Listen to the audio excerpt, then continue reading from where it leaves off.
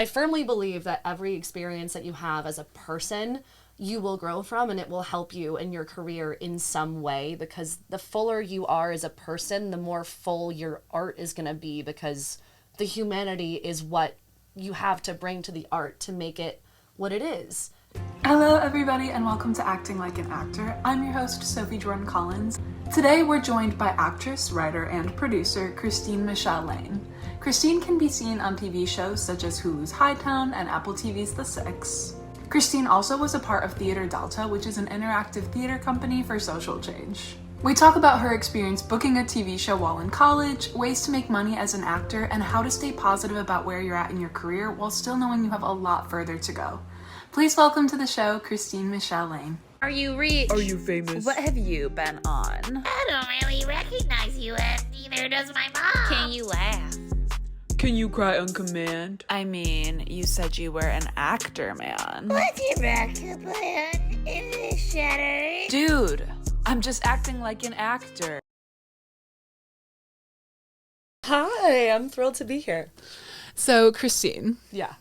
how did you end up here? Give us the lowdown. Wow, the backstory. great question. I actually grew up a very competitive athlete as a kid. I was a nationally ranked competitive swimmer, but I was always like a singer for funsies. I grew up in the church, and I was like, in first grade singing in front of hundreds of people every Sunday by myself. So I got used to that from a very early age. I was like, I love being in front of people. There's like a video of me as a 4-year-old singing the ABCs at like a coffee house karaoke night. And I was just like, I look back at it and I'm like, yeah, this makes a lot of sense. But I was swimming with so much of my time, 3 a.m. before school as a 12-year-old, and then swim practice after school, and then the weight room. So I did not have any time to explore other interests. And then I got really injured and I had to quit when I was like early high school. And that gave me the opportunity to be like, oh, I can explore other passions, and I've always loved singing, so I might as well sing on stage in a costume. Like, that sounds fun. And then I started doing that, and then I was like, oh, this is what I want to do. So musical theater like was the gateway drug to get into like the straight plays, and from there I got into film and TV and like really fell in love with acting, not the musical theater piece of it. I still love musical theater. Yeah, of course. But I realized that like I really was interested in film and TV, and I had more of a passion for plays and not so much the other aspects of it. But yeah, it's been an interesting little journey. Yeah. So, Yeah. what was your major in college? Was it musical theater? It was acting. It was straight acting, acting. okay. So like I applied to half acting, half musical theater programs. I got into almost all of the acting programs and very few of the MT programs. So I was like, okay, obviously, like this is the universe like nudging me along in this direction. Mm-hmm. But I got into it relatively late for someone who was doing the BFA track, because it's like the colleges that have really good programs are so competitive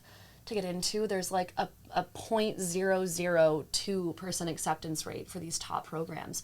So now there's this industry of prepping for your college auditions. So like I was a junior in high school when I was like, oh, like I want to do this actually. That's when I first started working with my studio in North Carolina and auditioning for film and TV. I had my first agents in the Southeast, and I really like got into it relatively late, because most kids who grow up doing musicals and musical theater and theater, they know they want to do this, and they start training from like freshman year with private coaches and workshops. I flew to New York and I did this big workshop where they were like, these are your strengths and like these are the types of material you should be looking for your auditions, because every college has a different set. It's like, okay, well, we want a 2-minute contemporary monologue, a 1-minute Shakespeare, and then this college wants a 1-minute classical that's not Shakespeare, and then they want like different cuts. So I had like 6 different audition pieces and like 3 different cuts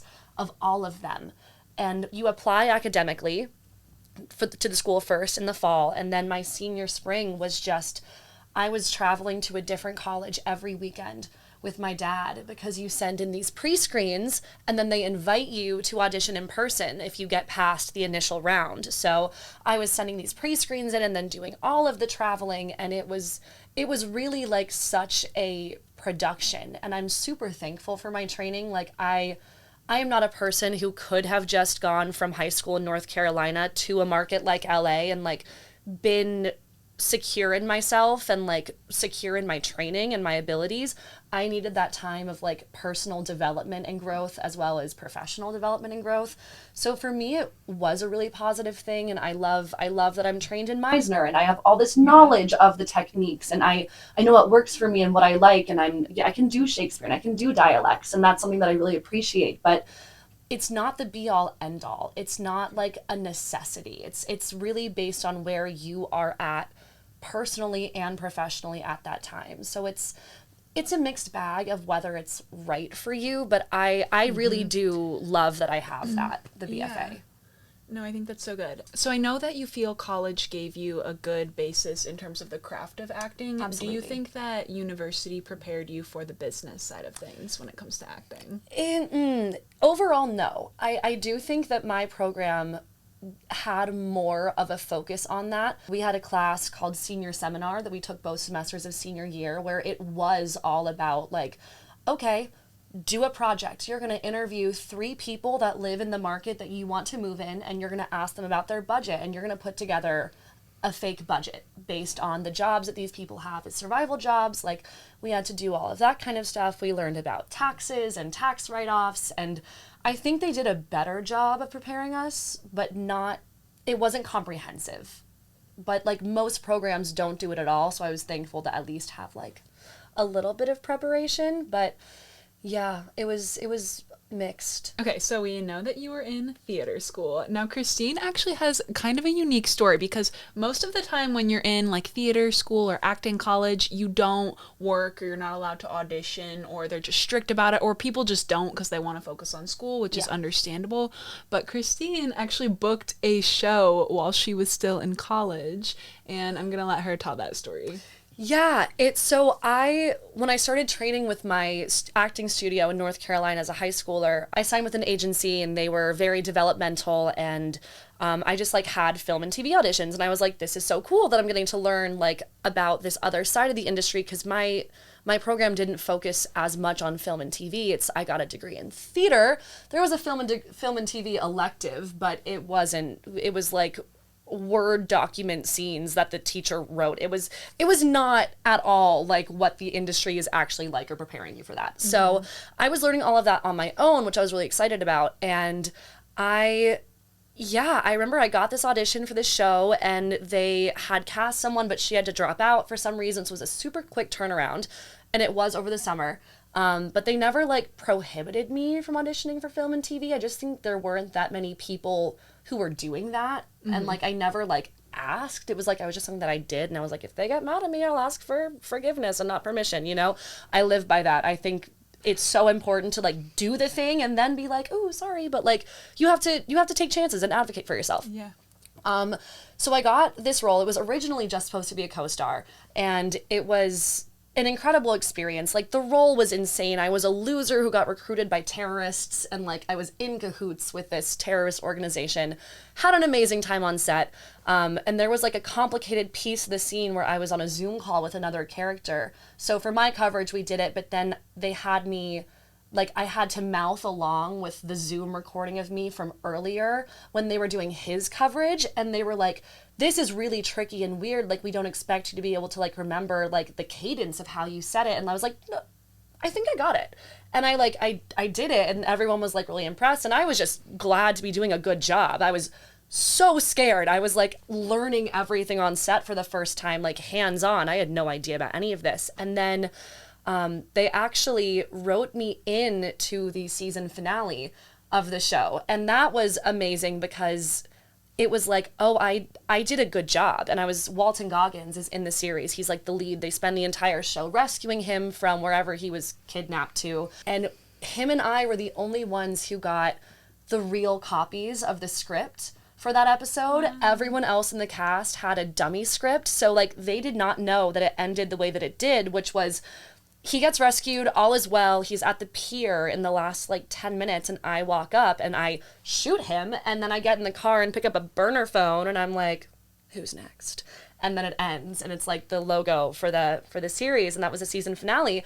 And it was really cool because Walton was also like they don't just like write people in for big stuff like this without a reason. Like, you, whatever you're doing, like, keep doing it. And I was like, that was so cool to have and like carry with me as a young actor and be like, oh, I can do this. Because that's not an opportunity that a lot of people get, and especially to hear that kind of feedback from someone who's so well established.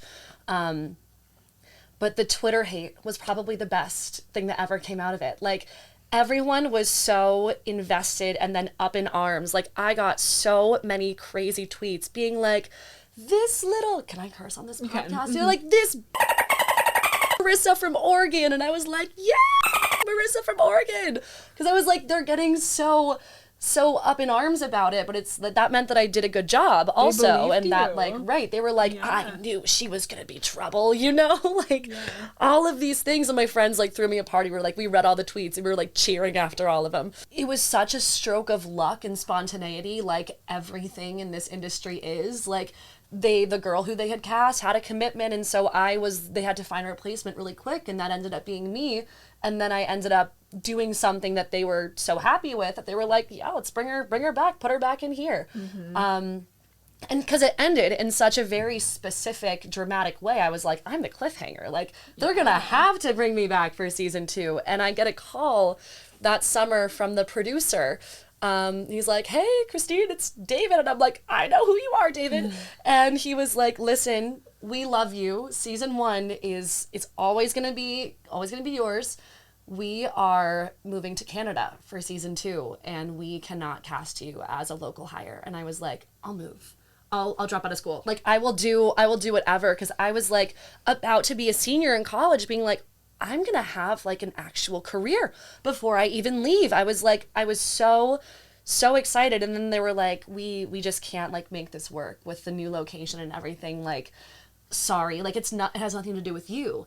And that's the other really hard thing, is that a lot of times it doesn't have anything to do with you at all. And you just have to roll with the punches and be like, you know what? That sucks objectively. But you take the wins. Like, I did enough things right where they wanted to bring me back, and I made good relationships and they remembered me in a positive light. And that's the most important thing, because people want to work with people that they know and that they like and that they know will do a good job. So whenever you have the opportunity to like leave a good impression and do really good work where people want to bring you back, it's like, that's the best thing that you can do. And I was like, you know what? I did that, and what's meant for me is coming to me, and it can't be taken away. So it's just a part of it. It's just a part of the journey. Absolutely. Right place, right time Yeah. thing. It's where luck meets preparation, I feel like. So some luck That's what hit success is, Christine, yeah. but she was ready for it because she was in theater school. She was ready on the money to say yes when that opportunity came. Agree. What's meant for you will find you, because let's say that they did bring you back for season 2, but like, who knows? Maybe things would have went really, really bad on season 2. But no, she had this big win. She's the final scene. The show's called The Six, by the way. You can check it out on Apple TV. It's on pretty Hulu, cool. actually. Oh, is it? Okay. The morning show is Apple TV. Oh, okay. She's done so much, I'm mixing them up. Okay, I don't even know what show is what. When you get your chance to prove yourself and be like, you know what, I deserve to be here. I am supposed to be here. You have to be ready for that, because you don't get a ton of first chances. You have to be like in a place where everything comes together, but like, if it's coming together, like, it is right for you. It's like all the factors align, and that's when magic happens. Yeah. Okay, so from there, you're in college, you do this amazing show, you end up graduating college. What next? I ended up graduating college. Oh man, I was like, I just went into debt for a degree in acting. And then that reality really set in, because I was like, I knew I wanted to move to LA, and I knew that I needed like a good financial cushion to get me there. I was very methodical. I was like, I want to have this amount of money so that I don't have to work for this amount of months. I can get settled. I can buy nice stuff for my apartment. I can go out for drinks and lunches with friends right away. Like, I don't have to move and immediately be stressed. That was my thing. I was like, I want to move and be in a good place to set myself up. Little did I know that COVID-19 would be hitting the world 6 months after I moved. So that was a whole thing. But before I moved to LA, I took a year off and I worked. I was crazy. I got a job in corporate America because I was like, oh yeah, like a salary. Great. I was severely underpaid, but I was also severely overworked. And I mean, I faked my way until I made it, but I faked my way until I made it way too hard. It was an event planning company, and I was like, great, I'll do parties and weddings. I love planning. And they put me on the Merck account, the pharmaceutical company, Merck. I was suddenly, that's the face, exactly. I was suddenly in the middle of big pharma, and I was like, how did I get here? I'm an actress on Hulu. What am I doing right now? And they hired me. They're like, oh, she's fresh out of acting college. Perfect. And I was like, I thought it would be people work and soft skills. They wanted me to do spreadsheets and design websites for these meetings of doctors. And with the healthcare laws, there's a certain amount of money per doctor you can spend at these giant meetings where you're promoting drugs before it becomes illegal. And every country has a different limit. So I was keeping track of what we were spending on every single doctor from every single country. And I was like, this isn't going to work for me. So, but I was also working at a restaurant on the weekends. So I was like, I was murdering myself. And I don't recommend that because my mental health was in the garbage can. It was a dumpster fire. It was the worst that I've ever been. But I was so like, I need to do it. I got to do whatever I got to do to get myself to LA. And I did accrue all of my PTO, and I used that PTO to move to LA. And then as soon as that was up and I was settled, I was like, I'm quitting. So Genius. I just, the system, it was what it was. I was like, you want to take advantage of me and have me work overtime until 10 p.m. and not pay me overtime? I'm going to take the days that you give me off and I'm going to leave immediately after. Like, relocate me and then goodbye. But like, it was a means to an end.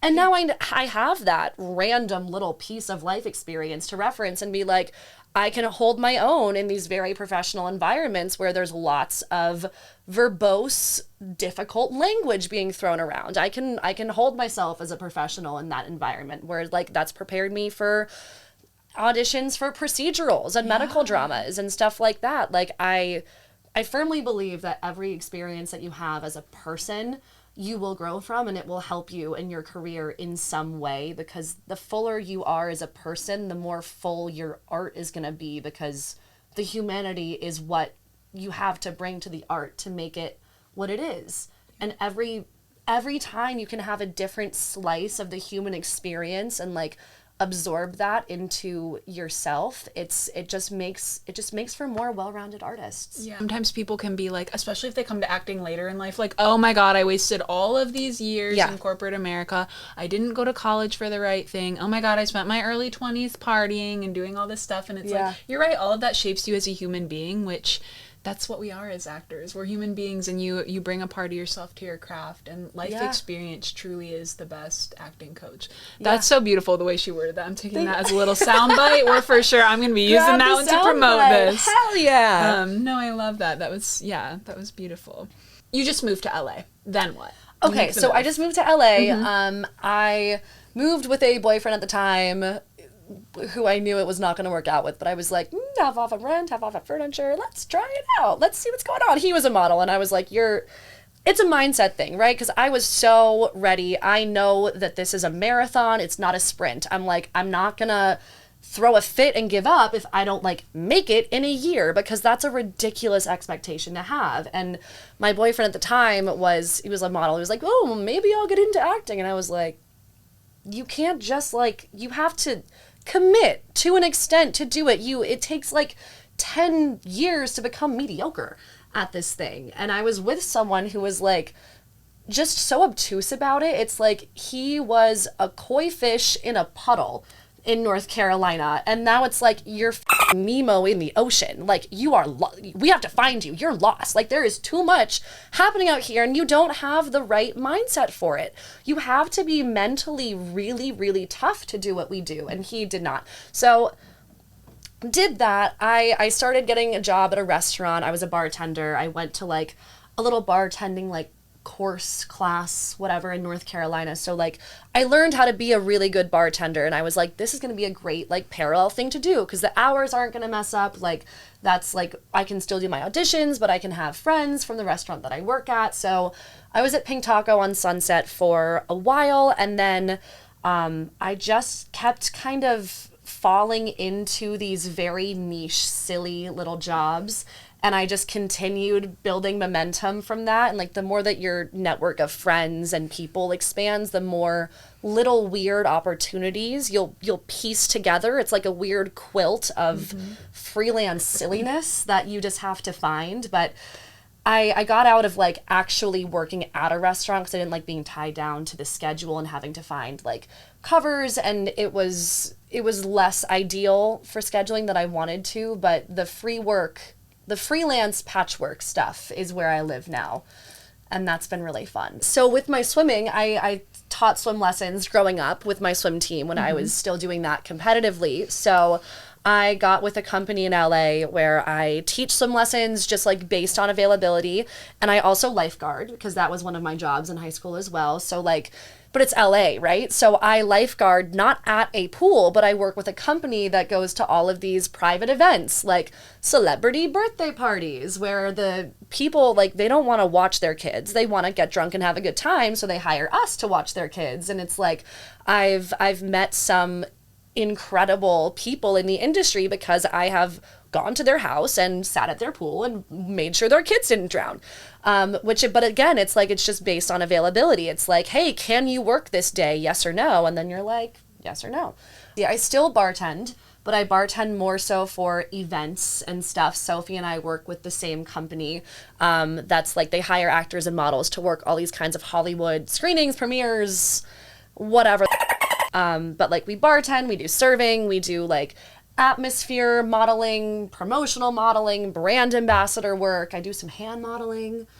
Haven't in a bit, but then, once I learned that I could make money off of my hands, I was like, that's ridiculous. Sign me up. Like, the more you can find like what works for you in your own little niche, the better. And now I'm trying to be like, what else is there? Oh, my personal assistant jobs. Yeah. I'm a personal assistant to a couple of people. Who you guys definitely know. You definitely would know one of them. I work for a casting director who is such a sweet person, first of all. And that's been an amazing experience because anytime you get a chance to work in close proximity with a prominent figure in the industry, it's such an amazing opportunity to establish yourself as who you want to be known as in the industry. Like, this is the opportunity to be like, I have a good work ethic and I'm kind and I'm professional and I am good at my job and I'm competent, and you get the chance to like create an impression so that eventually, like, if your name comes up somewhere and that person happens to be in that room or situation, they can vouch for you because they have a positive impression of who you are, and you're doing good work consistently and making their lives easier, and that just makes it so much easier for them to want to hire you. Yeah. Or for anyone to want to hire you, because it's such a small town. Like, everyone's always asked, like, oh, like, what do you know about this person? Or like, have you worked with so and so? What are they like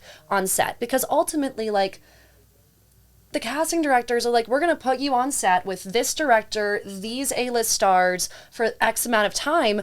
We want to know that you're a person who's going to be easy to work with. You're not going to be a diva. You're not going to make things a production. You're going to be polite, kind, good at your job, succinct, and then like leave, which is so important. So that's been amazing. And I've really enjoyed that side of things. I also work for like a former athlete turned entrepreneur.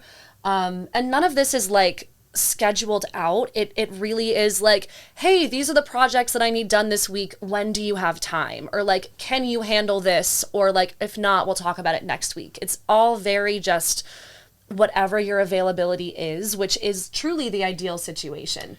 Yeah, it's very important as an actor to find ways of making money that are both flexible and that don't drain you. So in Christine's situation, like the pink taco, when you were working an actual serving job, was that a little bit more draining than what you do now? It was so much more draining. Okay. It was exhausting, and it was so much more physical labor too, with like bartending and like at an establishment as opposed to just like setting up for one event and then leaving, which is really nice about the event work that we do. But like, it's also been so important to me to be like, okay, what is going to pay me the most amount of money for the least amount of work? because you want to have energy for your auditions and your classes, the things that you actually want to be doing. You don't want to be so burnt out and exhausted from all of these things that you can't show up for your craft anymore, because then what's the point, right? Like, you're doing all of this to sustain yourself, to be able to pursue what you want to pursue. And it's been like this game of calculus wherever like a new job enters the mix. It's like, where does this fit in? Okay, I just did that first thing. Do I want to work with them again? Was it worth it for the amount of money? Like, you have to do all of these balancing of scales to figure out what makes the most sense for you. But I would say, like, working in a restaurant as a server or a bartender is a great way, like, when you first get into the city, it's a great way to make friends. Most people in the hospitality industry are performers, and you get to create, like, a little network. Also, like, getting into acting class right away is huge. Those are 2 communities right there that you can pull from people to help you tape auditions. And just, like, if you don't already have a community here, it can be really hard when you're first starting out to find people and to build that for yourself. So, like, I think it's a great thing to do when you first get here, but, like, not to get stuck in those places. And, like, just keep in mind that, like, whenever something presents itself, because those opportunities for the silly jobs will come through your friends. They'll be like, hey, I need someone to do this for an event, or like, hey, I know that you're good at this, can you come do this thing? And then the work begets more work. Yeah. One thing really does lead to another in LA, and that's always what I tell people, both in the business, one job leads to another in terms of your acting career, but also in terms of life. Christine, do you hear that? Oh, no. It's time for Mixed Feelings Minute. And our topic for today is doing non-union work during the strike. Christine, what's your opinion? My opinion is that if you are non-union, you have no obligation. You obviously shouldn't be taking contracts that you don't want to block yourself out from SAG or like create bad blood, because you eventually do want to join the industry. But like, I'm SAG eligible, I'm a must join, so I can do commercial work and I can do UGC, and if I get an audition for a soap opera, I can do that too. I think it's silly to completely block yourself out of work, like in like solidarity. Like, obviously I'm not going to be taking contracts that aren't kosher right now. Like, I'm very much on the side of like, you execs, pay your writers, pay your actors. You have all this millions and millions of dollars in bonuses. You're on your super yacht being like, they're being unreasonable. And I'm like, that's ridiculous to me. But I think like, if you're non-union, you should be doing everything that you can in this weird time to get yourself a couple of credits and some more footage, because there's so little happening elsewhere. Like, if you have an opportunity and it's a non-union, it's a student, it's whatever it is, like, do it. Get yourself some new footage, get yourself some new things, so that when the strike ends and there's this boom of work, you're going to be able to be like, yeah, well, the strike was happening, but I was working for myself, and I was making these things happen independently because I care and I want to stay working. And like, you want to be on set as much as you can. Like, you want to keep those skills sharp, even if it's something that's like maybe not what you would ideally want to be doing, but it's a good opportunity to figure things out and be a little innovative on your own. As long as you're not messing up your status with SAG to do these projects, like, do the projects. Yeah. I totally agree with everything you just said. And I also want to touch on the interim agreements. So the main thing that's being affected by the strike is film and TV. Like, that's where the big problem is. So like, obviously commercials and student films are not really a problem. And you should do these things because, again, like we've been talking about, one thing leads to another. So who knows, that person on that student film, if it's a good script, like that director really might go somewhere. And if you turned it down because it doesn't pay or it's low paying, you really could be missing out on a good opportunity. Especially if you're just sitting in your effing apartment right now during this slow time. Like, now more than ever, take those opportunities.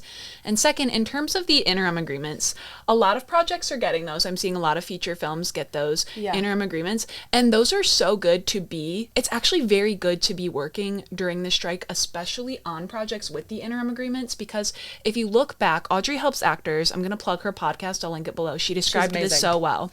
But so these interim agreements, the point of them is to get people to agree to SAG's terms. So these feature films with the interim agreements, they're complying to SAG's terms. They're giving us what we want right now. And so if you're working on these projects, the more we work on these projects and the more production that happens with these interim agreements, it's going to leave the big dogs feeling left out. Like, the idea is to get everybody to do these interim agreements and have all this production happening, so that way Warner Brothers and Netflix are like, oh my god, we're literally the only ones not making film and TV right now, because everybody's working and everybody's doing these productions. That's actually how it's supposed to work. Okay, so since you're kind of a queen of these side jobs, I'm curious, has anything in one of your side jobs ever benefited your acting career directly? Ooh, would you say? Oh, that's a really interesting question. Or indirectly, even if you feel like. I can't think of anything like specifically that was a direct outcome. I think it's more about knowing that most people in these silly little side job worlds are also in entertainment in some capacity. And it's about the relationships and the growing of the network. Yeah. Like, you might not know that the PA on set for like a print modeling job or a hand modeling job that you're doing is going to like really get into directing and then become a prominent director in 4 years. You don't know who you're working with now and who they're gonna be. So the more that you can like make those good relationships with everyone that you possibly can. Even when I was doing background work. Oh, this is interesting. I think this might actually answer your question. When I was first out here, I was doing background work on TV shows and films, because like that's, I mean, honestly, I would just do it for the food. Like, I highly recommend doing I really actually do recommend it, because everyone's like, oh, background, like I'm too good for that. But it's like, first of all, no, you're not. Because if you've never been on a professional film set before for a big budget TV show, not like a student film, okay, like we love a student film, but like it's a much different thing to be on set with a really big budget TV show or a movie and to see how that looks. Be like, how is everyone talking to each other? Who's talking to who? How does this work? What does it look like to see everyone working together? And like, I would get booked on these background jobs and like, I mean, again, I would just take home boxes of like the salmon from lunch, and then I'd have like food meal prepped for the week. So first of all, do that because the food's amazing and you do get paid, but then you also meet other people who are doing the background work. And whenever I'm there, I always find a PA who looks a little stressed out, and I'm like, can I get you a bottle of water? Would you like a snack? Like, is there something that I can do for you? Because the PAs are so overworked, stressed out, and underpaid. Like, and they are doing that job that objectively is a shitty job on set because they want to be in that world at a different level. Whenever you can be kind and like help someone out, that it's immensely powerful. And so I was doing background, doing all these things, just like, you know, being a professional person. And I was like rolling up, knowing full well that I am a trained actor and I am here to be a model citizen of the set. I'm here to do background, do a good job, and leave. Like, that's it.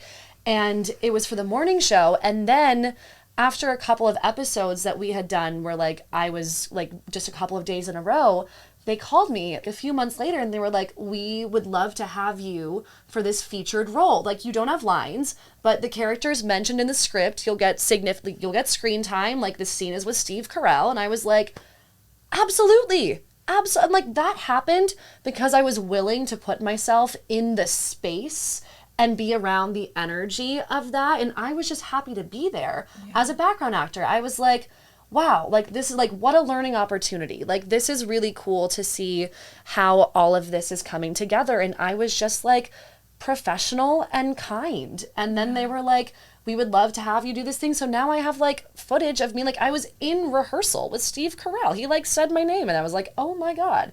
He just said, like, yeah, it was one of the coolest things ever. And it happened so randomly, but it's because I was willing to put myself in the situation to begin with and be humble and just learn and have a positive attitude. Yeah. It's all about that perspective, because Christine also could have been doing this background job, like, just like, complaining and crying in the corner. Like, and when they asked to use the extra, she could have ran to the bathroom and like hid in the corner. Because people do that. They do. A lot of them do that. And like, it's they don't crazy even. I know it is. Like, they're like, who wants to volunteer to go to set? And everybody's like, everyone's like, and I feel like the weirdo, because I'm always like, me. Oh, none of you guys want to? I was like hyped to like go. Everyone who's there is like just like trying to get paid to read a book for the whole day. Yeah. And I get that because sometimes that is what it is. And I'm like, you know what? I read a book today and I got paid $120. You know what? Like I got paid whatever it was. Yeah. But like the more that you can make those relationships good, Yeah. like why wouldn't you? You have that opportunity to be around people who might be working on the next show that you're up for. You have to keep that in mind, that it's such a small little industry where everybody talks. Yeah. And they all want to know the tea. They're like, do you know anything about this person? Oh, I was with them one time in this little thing. Well, what do you know about them? If it was a bad experience, that's gonna get relayed and it's gonna spread. I think too, yes, it's a small business, but also you touched on this earlier, LA is a small world. So even your day job, like the way you act in your day job, everything's connected. Everybody's in entertainment out here. So you especially have to be careful here.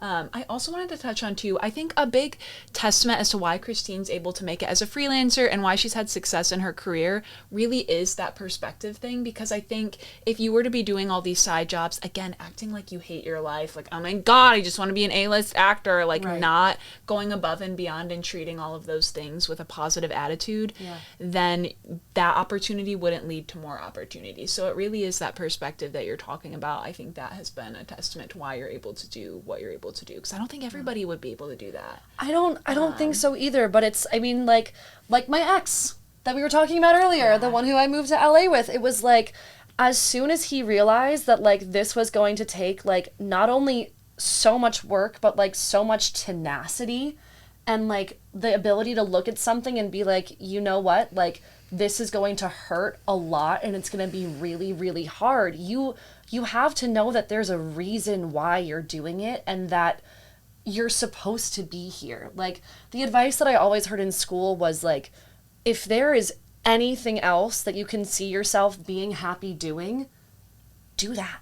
Because this industry is way too difficult to have another option where you're always like, oh, like maybe I could have done that thing and had a more stable, comfortable life at an earlier point and done other things. But like, if you're really here for the right reasons, like that feels just like common sense to me. Yeah. Because you care about it. The people that don't really truly have that passion and like that thing that just like burns and makes you excited and like gives you goosebumps when you walk onto a set or see a play that changes you, like you're obviously going to want to put your best foot forward and have everyone leave with the best impression of you possible, because that's building you up towards the goal that you're going for.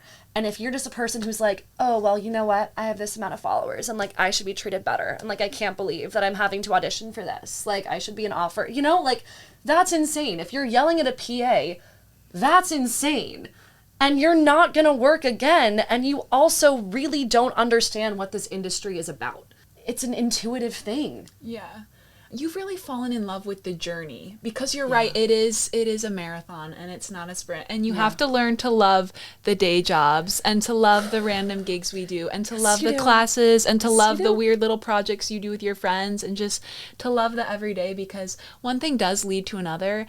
And it really is, I firmly believe this, if you stick with it, if you're authentic, if you're genuine, and if you put work into your craft, like, it will, quote unquote, happen to you, whatever that means. It's a matter of when. It's not if, it's when. Yeah. But then it's also like, it's doing the work in good faith, knowing that because you are doing the work and you're supposed to be doing this thing, like, it is going to happen for you. But it's enjoying the process, like letting the universe surprise you with how it happens. Like, it's so easy to stress yourself out and be like, well, Florence Pugh is 26 and look at her, you know. It's like, you can't do that, because everyone has their own really weird, specific, unique journey. There is no one identical story of here's how it happened for me. You have to just believe that it's going to. You have to know for it to happen. Mm-hmm. And also you have to decide like what success means to you. Absolutely. Because honestly, like when I look at my day-to-day life,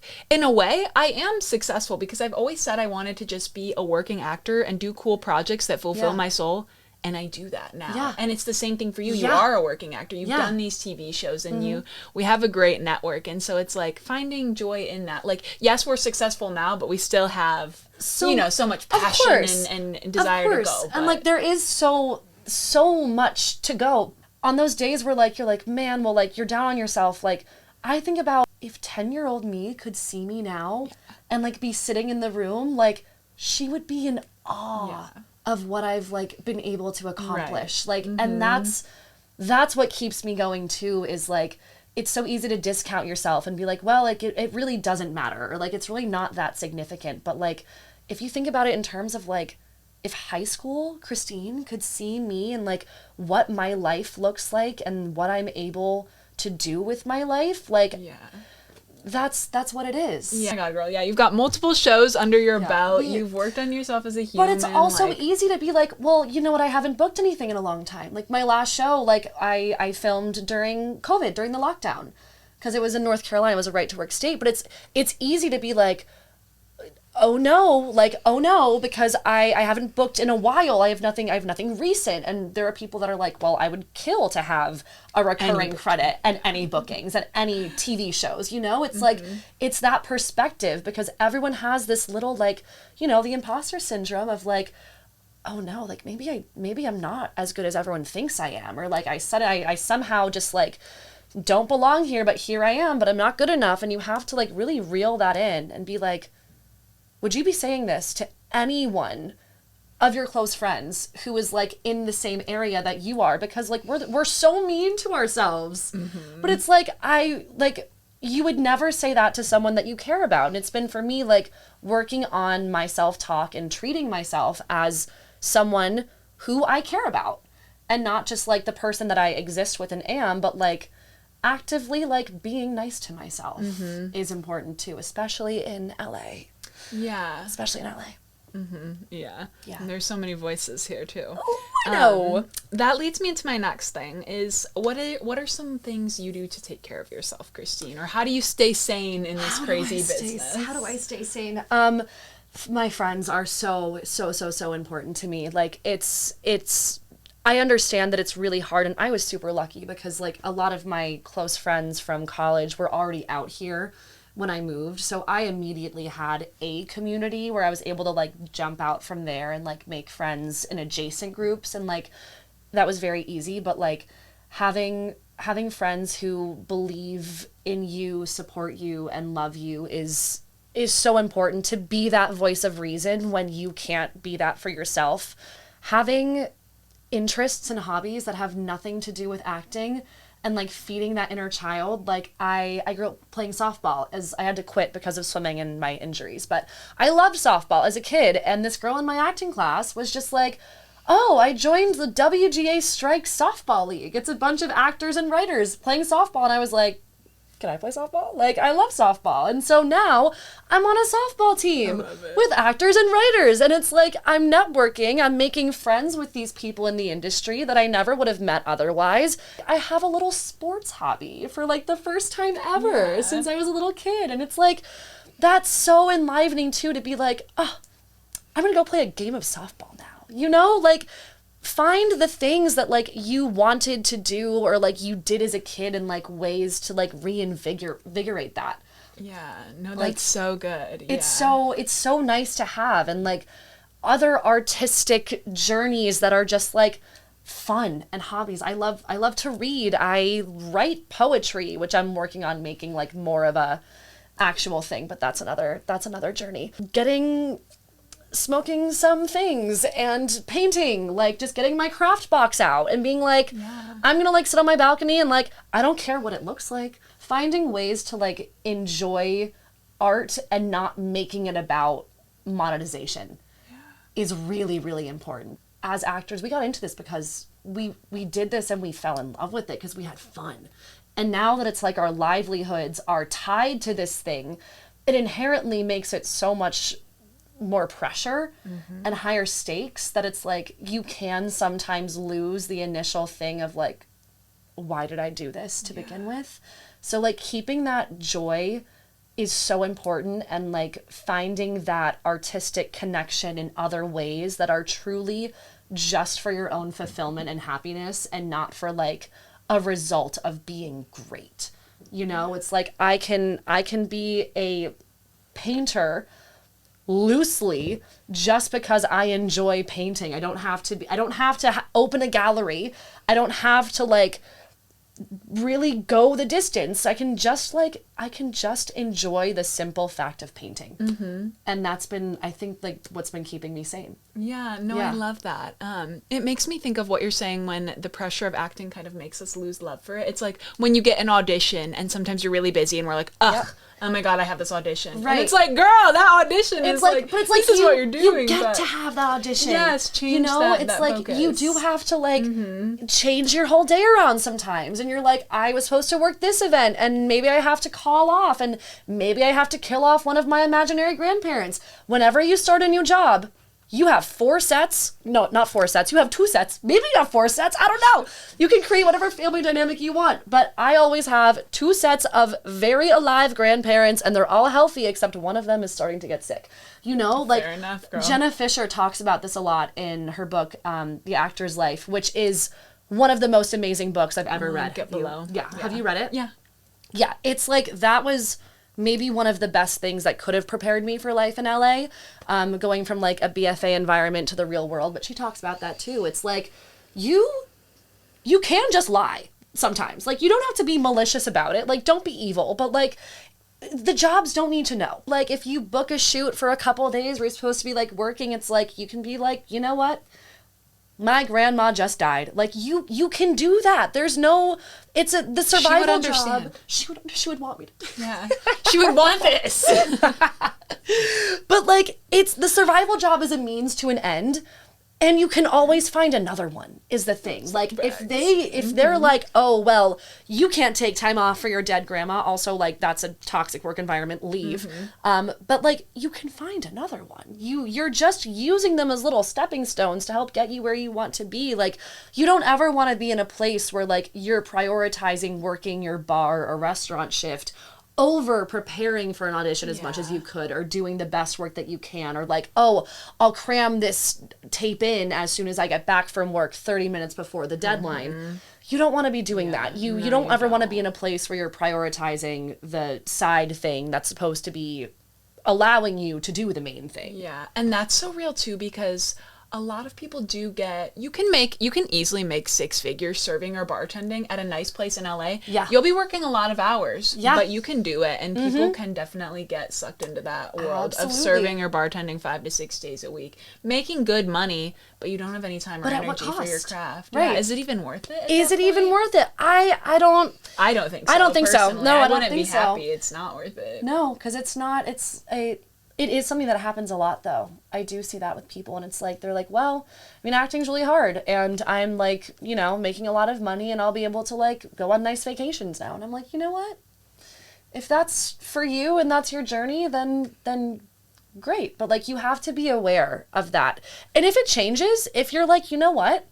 This is really hard, and like, I'm not happy, and you don't feel fulfilled, like, you can also like take time off from the industry. Like, that's not like that feels so taboo also, because it's such like you have to want it so bad. But like, burnout is real. And if you need to like take a year off of auditioning and being in the industry, like, the industry is not going anywhere. Like, you have to take care of yourself as a person too. So like, it goes both ways. Like, if you're finding that you're really having a hard time and like, you need to step away to like get that love for it back and that passion back, like, that's also okay. It's not like you're a failure because you have to take a couple months off to like not be in debt anymore. If you have to work a real job and like pay off some bills, and then you'll be able to feel like, okay, like, I can be in a place where I can act again, and I'm not like scared and stressed out and anxious all the time, then do that. Like, there's no right or wrong answer. It's just what's right for you at that moment in time. And it's different for everyone. Yeah, that is such a good point too, Christine, about taking time off so you can fill your cup up and then come back to your craft full. Because if you are really struggling financially or you're just like drained all the time, you're not going to be able to come to your craft wholeheartedly anyway. Exactly. And you're right, that burnout is real. So it sometimes can end up actually benefiting your career to take that year off, get yourself financially stable, so that way you're not constantly stressed and you can come to your craft as a full and a whole human being. You can't pour from an empty cup. You can't. Yeah, we are our businesses, and yeah, burnout is real, and you want to stop the problem before it gets too bad. So if you feel yourself starting to get stressed out, take a step back. Going off of that, Christine, do you have any advice for actors on how they can stay sane while pursuing this business? I know you kind of touched on it, the creative hobbies. Is there anything else you... I'm big on like seeking out knowledge and resources. And like, I like to read, like, I've gotten more into fiction, but like, stuff like The Artist's Way is really, really helpful. Like linked below. It's, I mean, I've been telling myself for weeks, I'm like, oh, I'm going to get back into it. And like, I haven't been, but like, that's a me problem where I'm like, oh, there's like a little disconnect where I have to like find that again, to find the motivation to be connected, to want to do this and not just say that I will and then flake out on it. But that's something that I recommend for all creatives to do at least once, because it completely refreshes your perspective on art and your existence within art and how, you know, art is a inherently human thing that we're all capable of. It's not like you need to reach a certain level to qualify to like have art in your life or create art. So I would definitely say that. I think like also it really goes back to your circle of friends. Having people that truly support you and care about you and celebrate with you when great things happen and are there for you when you're having really hard days. Like, especially in LA, like it can be difficult to find a community of people that have your best interests at heart. Like, it's easy to get caught up in the clout chasing of it all and the influencing of it all. You don't even have to be like susceptible to fall into that. Like, that's just something that happens. But if you have good people around you that love you and want the best for you, that is the most important thing to your mental health that I think there is.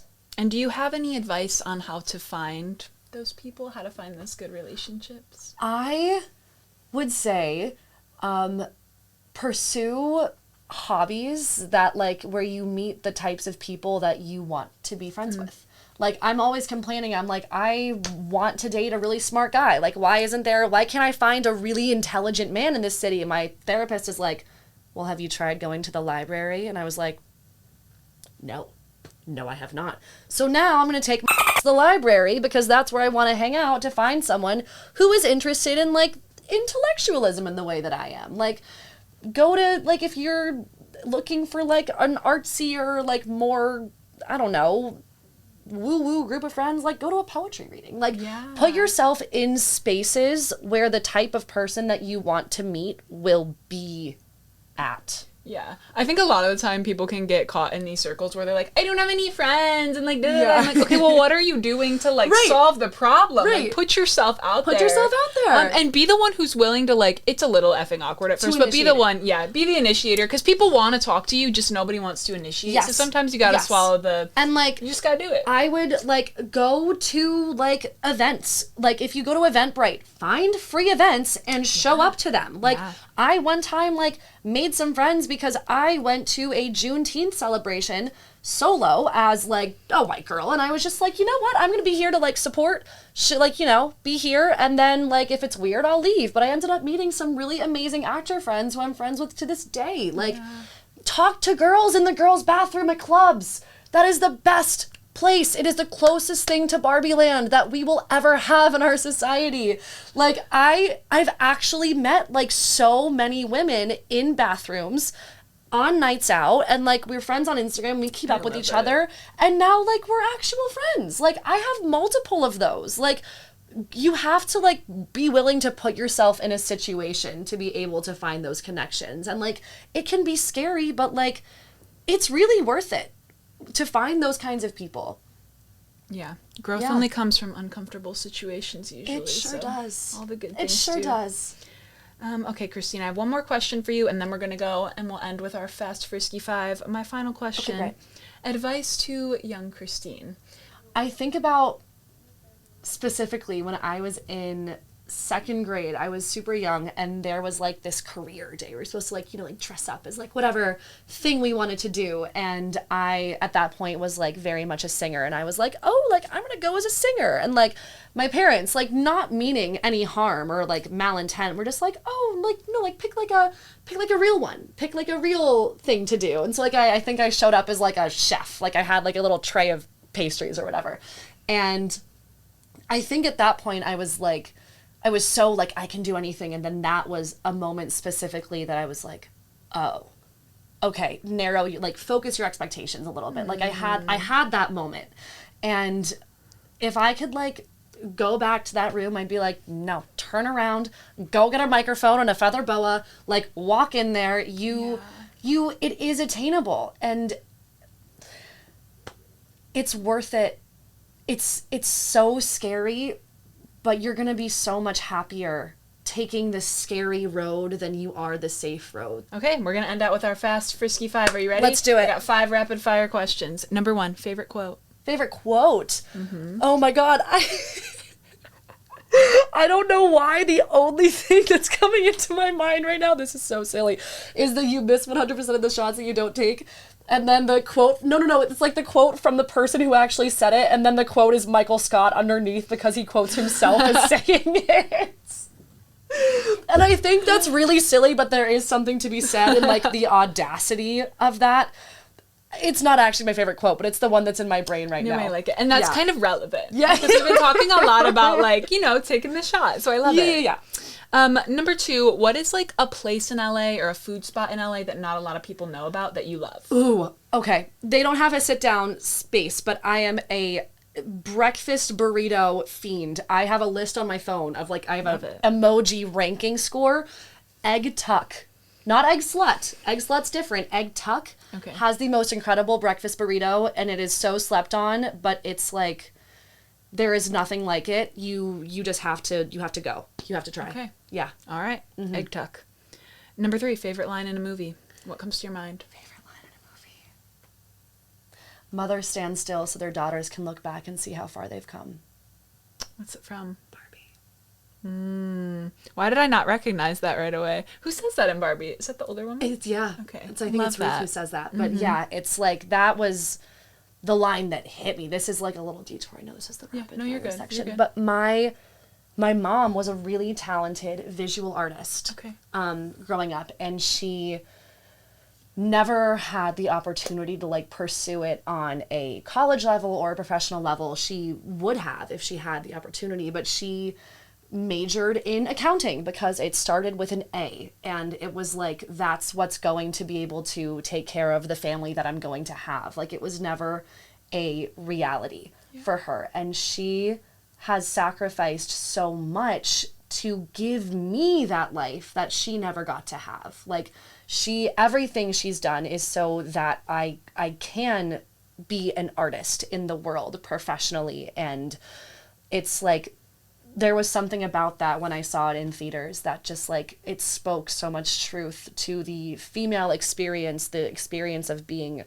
a daughter and an artist and a person in the world. So yeah. Yeah. Meant a lot. Love that. Shout out Christine's mom. Shout out Diane. Number 4. Oh, I know your answer already, but pickles, yay or nay? No. It's actually one of my hinge prompts, is that pickles are an evil food. I hate them, cursed. You will not change my mind. I can't stand them. Really can't. I love that that's one of your questions. Because it's so controversial. People either love them or they hate them. No, that's true. There's no middle ground. There's and not. if there is, I'm worried about you. We have to figure something out. And final question. A recent obsession. Can be a product, a place. A recent something obsession. you've been loving. I mean, this is like, I was gonna say just like Barbie in general, because like I really have like embraced that, and I could give a TED talk on everything that Greta did in that movie, and like the more analysis I see of it, the more I'm into it. But like, I'm so about the way that Greta Gerwig explains things. I love Greta. I want to give her a big smooch on the mouth for everything she did for Barbie. Like, I just want to kiss her. But the way that she talks through things in her interviews and like her thought process, and like the way that you can feel the love and passion like seeping out of her body, and the care with which she chooses how to express herself, I've been obsessed. I love it. Okay. Greta Gerwig and Barbie, that's her recent obsession. That's the obsession. All right. Christine, any final words you want to leave our actor friends with? Be the slay you want to see in the world. I love it. And That's with it. that has been Acting Like an Actor. Thank you so much for being here, Christine. Oh my God, thanks for having me. All right. We'll see y'all next time. Bye, guys.